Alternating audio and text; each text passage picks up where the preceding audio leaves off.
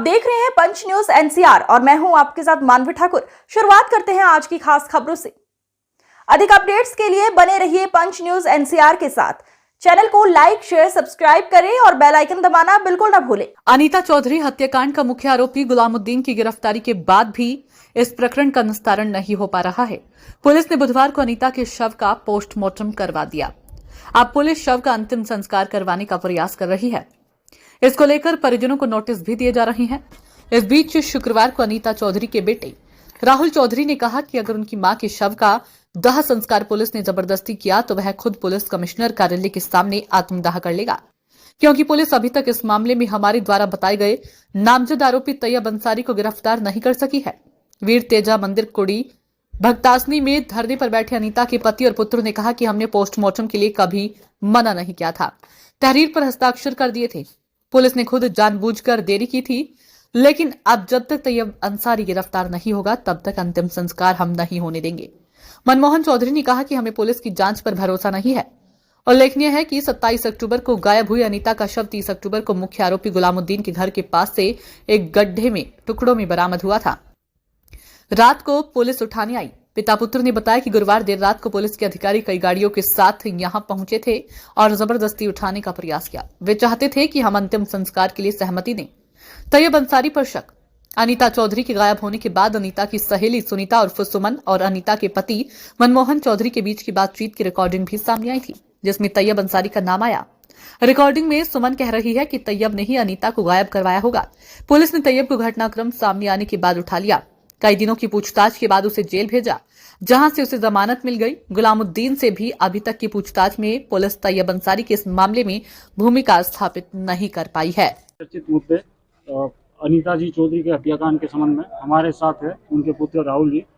और राहुल जी, सबसे पहले की जो ऑडियो रिकॉर्डिंग वायरल हुई थी उसमें सुमन नामक जो भी है उनके द्वारा यह बताया गया है कि आपसे रोज दिन में 2 बार आपकी मम्मी बात किया करते थे। क्या ये सत्य है? सर 2 बार तो नहीं, कम से कम 3 से 4 बार मम्मी की और सुमन की बात होती थी। काफ़ी अच्छे दोस्त थे वो। तो अब आगे जो रिकॉर्डिंग में सत्यता उन्होंने बताई है कि जो तैयब अंसारी के खिलाफ उन्होंने बात कही है उसका क्या सत्य प्रमाण है, क्या चीज़ें हैं वो सुमन के पास में हो सकता है। तो तैयब अंसारी के नाम उन्होंने क्यों लिया और क्यों खतरा जाहिर किया। और जब आज के टाइम में इतना सब हो चुका है और तैयब अंसारी के ऊपर जो हमने नामजद रिपोर्ट लिखाई है उसके ऊपर भी पुलिस ने अभी तक कोई भी बयान पेश नहीं किया है, उसका प्रमाण पेश नहीं किया है कि वो इन्वॉल्व है या नहीं है। कोई भी अभी तक कमिश्नर साहब ने अभी स्टेटमेंट नहीं दिया है, तो जब तक हम भी कैसे बताएं कुछ। भाई तैयब अंसारी के साथ ऐसा प्रशासन मिली क्यों कर रहा है, उनका पक्ष क्यों ले रहा है, आपका क्या कहना है? बहुत बड़े व्यवसाय के उनके बहुत ज़्यादा कॉन्टेक्ट्स हैं, साथ ही साथ में वो भाजपा के कार्यकर्ता हैं। वो कानून तो सभी के लिए बराबर होता है, फिर भी आप पैसे वालों के लिए लगता है कि अब जोधपुर में कानून बराबर नहीं है। पैसे की पावर पे ही आज इतना सब कुछ हो रहा है कि तैयब अंसारी ये सब चीज़ दबा रहे हैं। और जैसा मुद्दे आपके सामने ही है और पुलिस बताया जा रही है कि अभी तक एक ही थ्योरी पे, एक ही चीज़ पे बात की जा रही है कि लूटपाट के लिए हुआ है, लूटपाट के लिए हुआ है। तो आज तक आपने या मैंने तो कभी सुना नहीं है कि लूटपाट के लिए इतना जघन्य अपराध किया गया हो। आप क्या चाहते हैं? पुलिस हमारे पे दबाव बना रही है। पहले पोस्टमार्टम का दबाव बनाया था, जबकि हमने पुलिस प्रशासन को 31 तारीख को साइन करके दे दिए थे, मेरे और मेरे पिताजी ने, पोस्टमार्टम के लिए। बट पुलिस ने नहीं करवाया था उस टाइम पोस्टमार्टम, उसी को रोक के रखे था। और जैसे ही उपचुनाव खत्म हुए पुलिस ने ज़बरदस्ती हम पे आके दबाव बनाया और पोस्टमार्टम करा लिया। पोस्टमार्टम कराओ, नहीं है तो हम करवा देंगे। तो हमने वापस साइन करने से मना कर दिया था कि जब हमने एक बार साइन करा दिया था पोस्टमार्टम करवा लीजिए उससे ही, हम उसमें एग्री थे। पोस्टमार्टम के लिए हमने कभी मना नहीं किया गया था। बट पुलिस ने फिर भी अपना एक ढोंग रचा है कि हमने नोटिस भेजे हैं, ये किए हैं। जबकि पुलिस ने कोई हमें, जो पुलिस बताया जा रहा है कि इतने नोटिस भेजे हैं, 11-12 नोटिस, तो ऐसा कोई नोटिस हमें इतना आए नहीं है। जिस टाइम नोटिस आए थे मेरे पिताजी की तबीयत खराब थी, मेरी भी बीच में अभी तबीयत खराब थी, तो उसकी वजह से हम यहाँ पे नहीं रह पाए थे। तो उसी टाइम पुलिस आई थी। जिस टाइम एक बार पहले नोटिस आया था उस टाइम पिताजी थे, जो आपने वायरल वीडियोस में और देखा होगा। आपके हिसाब से आरोपी और कौन कौन हो सकते हैं, या इसके पीछे क्या कहानी हो सकती है? वो तो ऐसा क्यों हुआ? जो इसके पीछे षड्यंत्र करने वाले हैं, जो चीज साफ पता लग रही है आज जोधपुर के एक बच्चे को भी।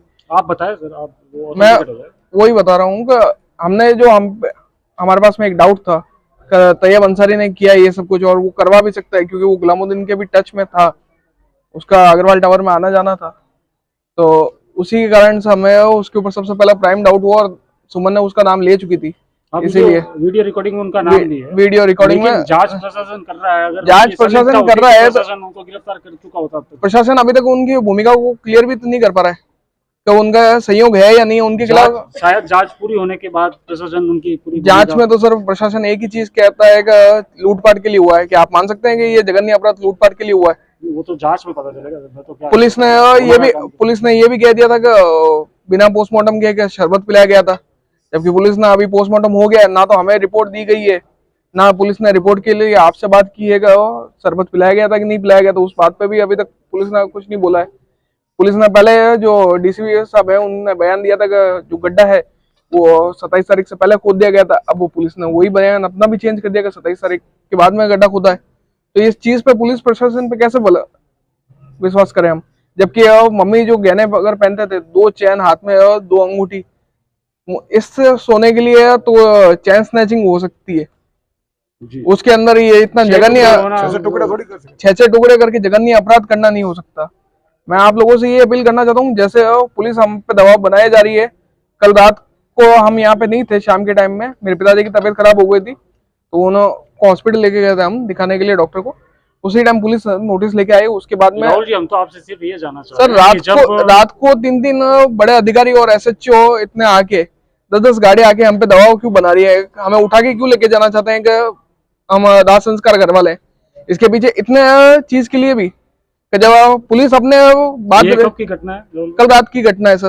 कल रात को 3 बड़े अधिकारी, उसके अलावा सर नाम नहीं बता सकता, पोस्ट बता सकते हैं, DYSP वगैरह थे, SHO थे, 5 6 SHO थे, सारे जाट समाज के अधिकारियों को हमारे यहाँ पे लगा रखा है। बाहर जो भी आ रहा है धरना स्थान पे उन सबको डराया जा रहा है।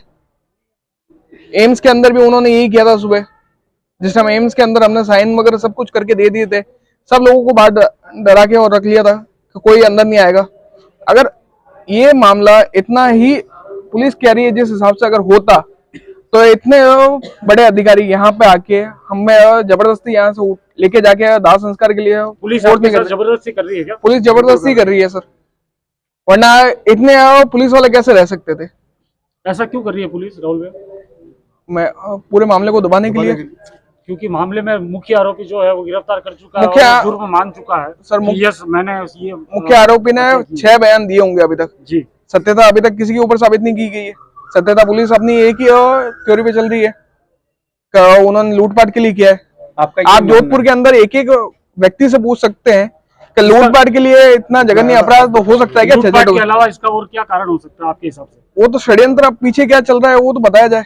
आपको कुछ ऐसा मीडिया सूत्रों से पता लगा था कि तैयब अंसारी आपकी की मम्मी तरफ से से बहुत ज्यादा कांटेक्ट थे और आपकी मम्मी से 4 कोई बात होती थी। बात तो वो तो सुमन की होती थी, वो सुमन से पता करवाएं, पुलिस उसका भी कोई स्टेटमेंट जारी नहीं कर रही है। बात होती थी दिन में 3 से 4 बार मम्मी से बात होती थी, आपकी मम्मी से बात होती थी? मेरी तो मम्मी से तो रेगुलर होती थी। आपको ऐसा कोई षड्यंत्र के बारे में नहीं, मम्मी की तरफ से मेरे को कोई नहीं लगा। एक सडन में आपकी अगर 4 नहीं, मैं आपको सडन से अलावा भी मेरी और मेरी माताजी की बात रात को 1-1 घंटा हम बैठ के भी बात करते थे। अच्छा, आप जोधपुर नहीं रहते क्या? नहीं, मैं जोधपुर ही रहता हूँ, मैं खुद जॉब करता हूँ, तो उसके अलावा हम रात को जब खाने पे बैठते थे उस टाइम हम